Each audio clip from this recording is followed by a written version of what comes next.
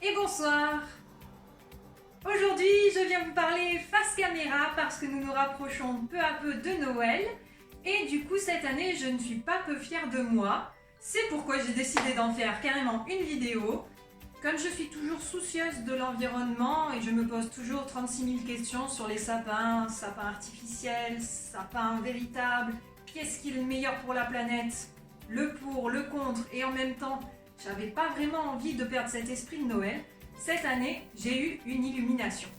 Comme j'ai emménagé il y a de ça quelques mois et que j'ai fait tout un espèce de mobilier de jardin en palettes, il me restait beaucoup de chutes de bois de palettes et m'est venue l'idée de faire un sapin en palette.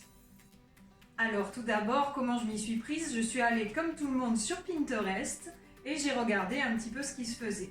Et mon attention s'est portée sur ce modèle. Croyez-moi, je ne suis pas un génie du bricolage, mais pour autant, j'y suis arrivée. Donc si je peux le faire, vous pouvez le faire aussi. Comment je m'y suis prise? Premièrement, j'ai récupéré tout mon bois de palette, j'ai regardé ce qui me restait et j'ai vu que j'avais bien l'équivalent d'un arbre, voire plus. J'ai mis mes palettes à plat sur le sol et j'ai dessiné mon triangle. Ensuite, avec une scie sauteuse, je suis venue découper mon dessin. Puis, je suis venue poncer chaque morceau de bois, un à un, sur toutes les faces. Après cela, j'ai passé de l'huile de lin pure, ce qui a un petit peu fonci mon bois, mais j'ai trouvé que ça lui donnait une couleur sympathique, plus chaleureuse, qui me plaisait mieux. Ensuite, je suis simplement venue placer mes petits bouts de palette directement sur mon tronc, qui est simplement un espèce de tasseau, ce qui est plus normal, et je les ai mis à 7 cm d'intervalle. J'ai prépercé des trous avec un forêt très fin, puis j'ai vissé directement dans le bois.